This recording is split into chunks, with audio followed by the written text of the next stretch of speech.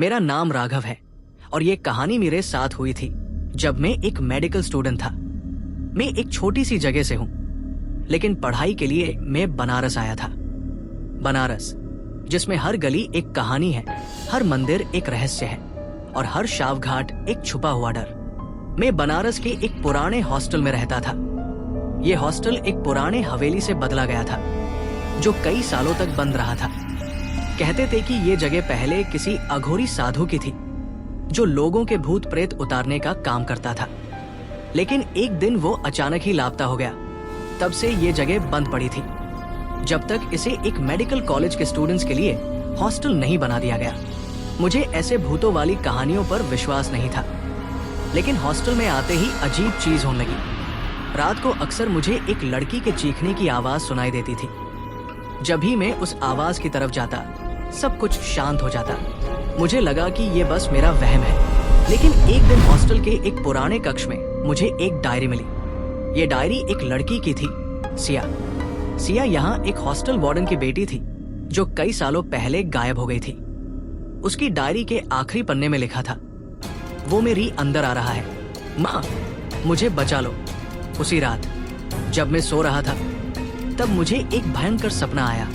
मैंने देखा कि एक लड़की अपनी कमर तोड़ने वाले अंदाज में उल्टा लटक रही है। उसके बाल जमीन को छू रहे थे और उसकी आंखें काली और खोखली हो चुकी थी। उसकी आवाज मेरी कानों के अंदर गूंज रही थी, तुमने डायरी पढ़ी, अब तुम भी उसके शिकार बन चुके हो। मैं जोर से चीख कर उठा। मेरा दिल जोर जोर से धड़क रहा था। जब मैं पानी पीने के लिए उठकर वॉशरूम गया तो मिरर में मुझे अपनी छवि के अलावा एक और परछाई दिखी। मैं तेजी से पुलटा, लेकिन वहां कोई नहीं था। मेरा शरीर पसीने से भीग चुका था और मेरी पूरे तरीके से फट चुकी थी। मैं वहां से भाग निकला और अपने रूम ही चला गया। अगली सुबह मैंने अपने हॉस्टल के एक पुराने चौकीदार से इस बारे में पूछा। उसने धीरे से कहा, बेटा जो तुमने देखा है वो सिया का भूत है। उसके साथ एक शैतानी आत्मा जुड़ी हुई थी जिसे सिर्फ एक अघोरी ही हटा सकता था, लेकिन उस अघोरी ने सिया को बचाने के चक्कर में अपनी जान गंवा दी। तब से ये आत्मा यहाँ अटकी हुई है। मैं एक मेडिकल स्टूडेंट था, मुझे इन सब चीजों पर विश्वास नहीं होता था, लेकिन उस रात फिर से एक अजीब हादसा हुआ। जब मैं अपने कमरे में बैठा पढ़ रहा था तभी एक ठंडी हवा चली और मेरी कमरे का दरवाजा अपने आप बंद हो गया। लाइट फ्लिकर करने लगी और एक बैरिटोन आवाज मेरे कान में गूंज गई, तुम इस जगह से जा नहीं सकते। मेरी बॉडी फ्रीज हो गई थी। तभी एक भयंकर स्करी शैडो मेरी तरफ बढ़ने लगी। मैंने भागकर अपना भगवान का तावीज पकड़ा और मंत्रा जपने लगा। जैसे ही मैंने ओम नमः शिवाय का जाप किया, वो शैडो धीरे धीरे पीछे हटने लगी।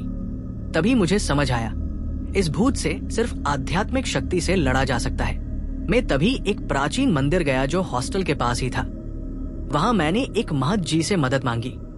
उन्होंने मुझे बताया कि सिया की आत्मा एक प्रेत्योनि में फंसी हुई है और उससे मुक्ति दिलाने का एक ही तरीका है, एक शुद्ध अघोरी विधि।